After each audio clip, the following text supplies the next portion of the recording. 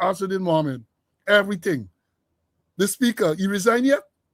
And I asked this question because I noted GCOM, it is reported that the leader of the Wind Party, Asad Mohammed, and some members went to see the chairman of the Election Commission yesterday, and basically, apparently, they wanted to replace the opposition-nominated commissioners. And the chairman told them, well, she doesn't have the power to do that, right? And they are saying that, well, maybe they can resign. I can talk about it some other time, right? Because basically what is being said, the people have lifelong tenure. Lifelong. So once you're appointed as a commissioner there, unless you, they say, I think Article 225 of the Constitution spells out the circumstances under which you can be removed. And the changing of the guard in the opposition is not one of them. You have got to commit yourself or something like that, right? And I know 225 well, as I explained it before. It's going to trigger the Judicial Service Commission for a tribunal to be set up. That's if the people are accused of any misconduct. So I don't know, but they're calling to people to resign. Who does resign in Guyana? They're calling everybody, well, not everybody, a lot of people calling Mansour Nadir to resign. He resigned? He ain't gonna resign. And I saw Mansour Nadir threatened when they went, he threatened on Monday the leader of the opposition to haul him before the privileged committee, because according to Nadir, statements made by Asad Mohammed calling him corrupt and so on he can be brought before the committee for that.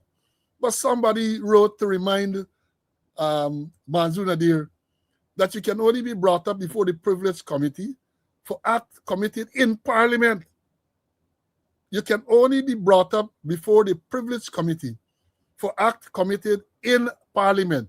So if Asad Mohammed outside the Parliament say that Mansour Nadir is corrupt and Kali, whatever you want for Kali, if he wants, he can sue him. But you can't bring you up before the privileged committee. You want to tell me Nadir know that? Well, I would not be surprised if he does not know that, right? Let me say this, because let me remind you, Monday, the debate starts. Monday, the debate and the budget presentation starts on Monday. And I made a note here. It is going to be, in my view, the worst debate ever, the worst budget debate ever, right? It's going to be marked by incivility. You got to be marked by abuse out. You got to be marked by hostility.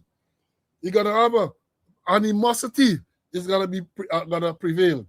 You're going to have acrimony, venom, crass behavior, even vulgarity.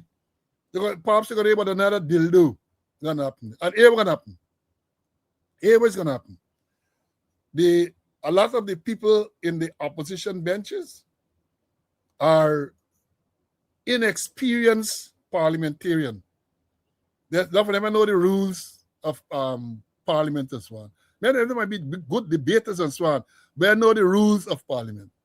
I am saying this. From the time they step out the line, Nadir can also for rein them in. From the time they step out the line, I don't know if they still ban the word corruption, but from the time they step out the line, Nadir is going to rein them in. They're going to rein in the government side. They're going to rein them in with the same gusto and vigor. But from the time them opposition members of Parliament say anything that you consider to be out of place, it blows more than close, right? That is what we expect during that is what I expect during the debate on civil behavior. And let me say this too. They look, generally, the government and all them, they look at the children, because almost every week now, you've seen some bacchanal with them children, they're fighting and they're beating and they're doing all sort of thing. Seen all sort of vulgarity amongst children and so on, right? You see, as we talk about drive-by shooting, accident, lawlessness, man, I get license for drive truck and he driving truck and so on, They fail to make a link. They fail to see it's all part of a lawless culture, right? All part of a lawless culture, and they are a big part of it. So when you turn on your radio, or if you listen to the presentation by the man and the budget on Monday, enough views out, 6.5 hours and all that now, enough views out take place. Enough views out. And that is going to continue during the budget debate. It's going to continue, right, during the budget, on civil behavior. And they don't see that that type of behavior impacts the entire society. They might see that. They don't see that. And that is part of the problem. That is part of the problem. Because, as we had said before, you got to lead by example. And you can't be in there and you're going to cuss out and you're going to make all type of inappropriate comments and get personal and all them type of thing. Yeah, you got debate. Yeah, you debate strongly and so on and you think. But at the end of the day, that is what's going to happen. That is going to descend into a lot of lawlessness. It's a waste. I wouldn't even listen. Trust me. I am listening to none of them. Because it's a waste of time. I know what's going to happen. I know what is going to happen. And let me tell you this. If you want to, I have always encouraged you to listen to former Finance Minister Winston Jordan. When you want to know about finances and financing and budgeting and so on, he's normally on CAMS TV on Thursdays. I think it was 7:30 Guyana time.